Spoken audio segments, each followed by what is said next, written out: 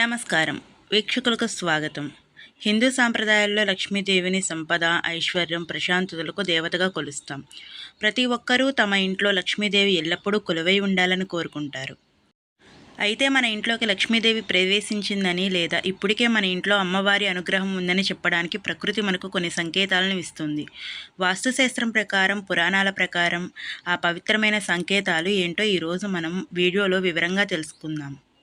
వీడియోని ఎక్కడా స్కిప్ చేయకుండా చివరి వరకు చూడండి. అంతకంటే ముందు మన ఛానల్ని సబ్స్క్రైబ్ చేసుకోకపోతే వెంటనే సబ్స్క్రైబ్ చేసుకోండి. సంకేతం నెంబర్ 1, పక్షులు గూడు కట్టడం. మొదటి సంకేతం, మీ ఇంటి పరిసరాలలో లేదా కిటికీల దగ్గర పిచ్చుకలు, పావురాలు లేదా మరేదైనా పక్షులు గూళ్ళు కట్టుకుంటే అది చాలా శుభప్రదం. పక్షులు ప్రశాంతత, సానుకూల శక్తి, పాజిటివ్ ఎనర్జీ ఉన్న చోట మాత్రమే గూళ్ళు కడతాయి. ఇది మీ ఇంట్లో లక్ష్మీ కటాక్షం మొదలైంది అనడానికి సంకేతం. సంకేతం నెంబర్ 2, నల్ల చీమల రాక. సాధారణంగా ఇంట్లో చీమలు వస్తే మనం కంగారు పడతాం. కానీ వాస్తుశాస్త్రం ప్రకారం మీ ఇంట్లోకి అకస్మాత్తుగా నల్ల చీమలు గుంపులు గుంపులుగా వచ్చి అవి ఏదైనా తినుబండారాలని నోట కరుచుకొని వెళుతూ ఉంటే అది లక్ష్మీ ఆగమనానికి పెద్ద సంకేతం. దీనివల్ల త్వరలోనే మీకు ఆర్థిక లాభాలు కలుగుతాయని అర్థం. సంకేతం నెంబర్ 3, గుడ్లగూబ కనిపించడం. లక్ష్మీదేవి వాహనం గుడ్లగూబ అని మన అందరికీ తెలుసు.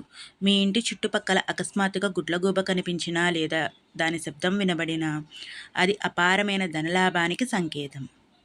అమ్మవారు తన వాహనం ద్వారా తను వస్తున్నట్లు మనకు సూచిస్తారని నమ్ముతారు. సంకేతం నెంబర్ 4, దైవిక సువాసనలు రావడం. మీరు ఇంట్లో ఎలాంటి అగరబత్తులు, పర్ఫ్యూమ్స్ వాడకపోయినా అకస్మాత్తుగా కర్పూరం, చందనం లేదా మల్లెపూలు వంటి అద్భుతమైన దైవిక సువాసనలు వస్తే అక్కడ లక్ష్మీదేవి సంచరిస్తుందని అర్థం. అమ్మవారి ఉనికికి ఇది స్పష్టమైన సంకేతం. సంకేతం నెంబర్ 5, శంఖం లేదా గంటల నాదం వినబడడం.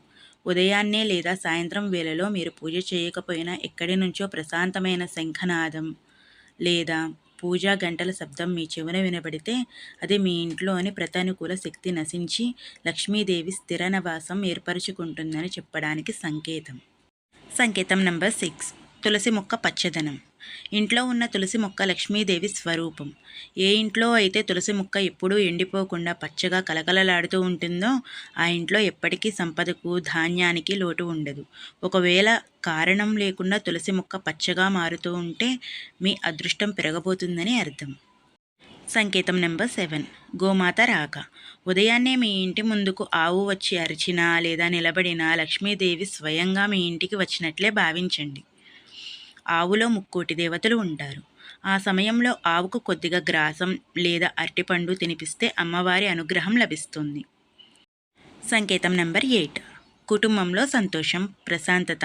డబ్బు ఒక్కటే కాదు, కుటుంబ సభ్యుల మధ్య గొడవలు తగ్గి ఒకరినొకరు అర్థం చేసుకుంటూ అందరూ ప్రశాంతంగా నవ్వుతూ ఉంటే అది లక్ష్మీదేవి నివాసానికి అతిపెద్ద సంకేతం. ఎత్ర నార్యస్తు పూజ్యంతే రమాంతి తత్ర దేవతః. ఎక్కడైతే సంతోషం, స్త్రీలకు గౌరవం ఉంటాయో అక్కడ లక్ష్మి ఉంటుంది. మరి లక్ష్మీదేవి మన ఇంట్లోనే శాశ్వతంగా ఉండాలంటే మనం ఏం చేయాలి?